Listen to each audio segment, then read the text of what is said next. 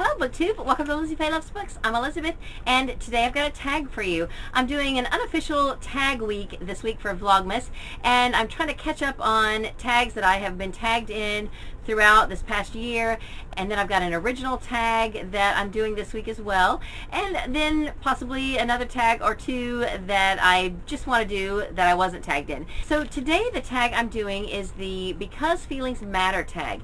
Now I was tagged several months ago by Patty, formerly of I Smell Books. She does not have a YouTube channel anymore, and now she is a book blogger, and I will link her blog down below, and you should definitely go and check that out. She does some really good, well thought out, well written book reviews, and she tagged me in this because she did her own tag week months and months ago and kind of caught up on the tags that she wanted to do, and I thought that was a great idea, so I decided to do that myself this week for Vlogmas. And of course I will also link down below the original creator of this tag and their original video.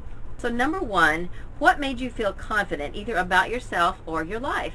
Well, I finally, as an adult, got around to reading a book that my father wanted me to read in high school, and it's How to Win Friends and Influence People by Dale Carnegie. This is a wonderful book, and don't let the title deceive you. I'm sure you've heard of this book, but just in case you haven't, this is not a book about how to manipulate people, not by any means. This is a book about really good life skills that everyone should know, and I think everybody ought to read this book because it's wonderful, and I think we would save ourselves a lot of aggravation if we followed the principles in this book.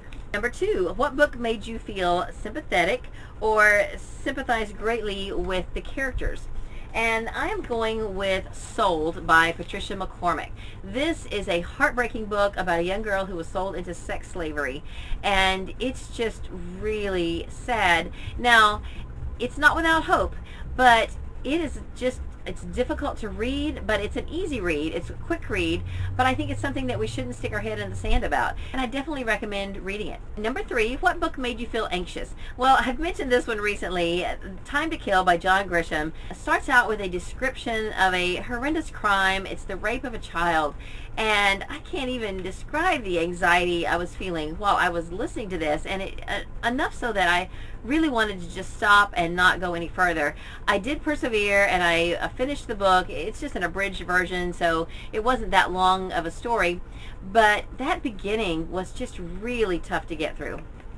Number four, what book made you annoyed? Well, I have to say I got really annoyed with the father in The Curious Incident of the Dog in the Nighttime.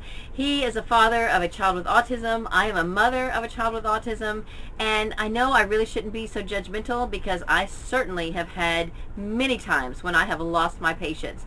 I don't think I've ever sworn at my child, though. In fact, I know I haven't. But and that's, I think, what aggravated me the most.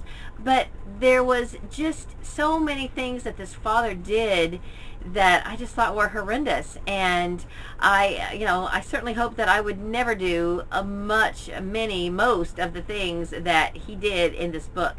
Now, I can say, though, with all sincerity, it is very challenging to be the parent of a child with autism, and so I can empathize, certainly, but I did still get really annoyed with his actions in this book. Number five, what book left you disappointed? Well, I'm going to go with The Postman by David Brin, and it's not because it was a bad book. I enjoyed the book, but I had seen the movie several years earlier, and I really liked how the movie ended. The movie had a very satisfying ending, and the book did not give us the same ending. It was different, and it was not as satisfying to me as the movie ending, so that made me a little bit disappointed with the book. Number six, what book made you confused? Well, I listened to The Girl on the Train on audio. This is by Paula Hawkins. We read this for book club several months ago, and I started it over twice before I realized that there was actually more than one narrator. So then I had to go back a third time and start over, realizing then that there were different narrators. There's actually three. Then I was able to understand it a little better from there. But the first couple of times, listening to the first couple of discs, I was really confused because the narrator did not differentiate the voices enough. Maybe it was two different girls, but they were not different enough for me to pick up on the fact that there were two different girls in the first few chapters, and then a third girl comes in a little later, and I just had difficulty picking up on that, and so I was really confused in the beginning of this book. Now, I finally then picked up the print copy, and that I think is when I first realized that there were different girls and started kind of picking up on the fact that, they were changing at the chapters. When you're listening to audio and you're trying to multitask, if you're not paying attention sometimes, when you've got one of these books that's non-linear, different narrators, and they're switching back and forth all the time, you've really got to pay attention. So it's really good, I think, to have the book on hand so that you can just kind of cross-check and just see who the narrator is and see when it changes, and I think that makes it a lot easier. Number 7, what book left you feeling satisfied? I'm going with The Christmas Joyride by Melody Carlson. This just came out last year. I read it finally in February, and it's just really sweet, really heartwarming, and it ends just the way you want it to, even if it's not very realistic. It's just cute and sweet.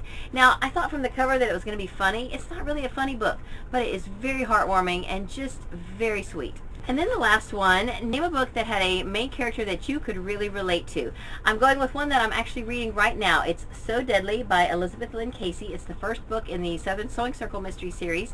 And not only is her career and activities things I can relate to, but her time in life where she has just moved from another state into a small town and is having difficulty fitting in, and people are undermining her, and all those kind of things like that she's going through are things that I totally went through myself at this age when I first moved to Florida from Oklahoma, and I was in a small town, not where I live now, and a new job. It was a public service job, and I just had a lot of difficulty fitting in, and there were just a lot of negative issues that came up, and I totally related to the experiences that she was having in the book. Now, I didn't find a body and get accused of murder like the main character did, but the other aspects of what she's going through I totally identified with, and it's making me love this book so much. That is the Because Feelings Matter tag. I hope you enjoyed it. I will tag a few people in the description below, so take a look.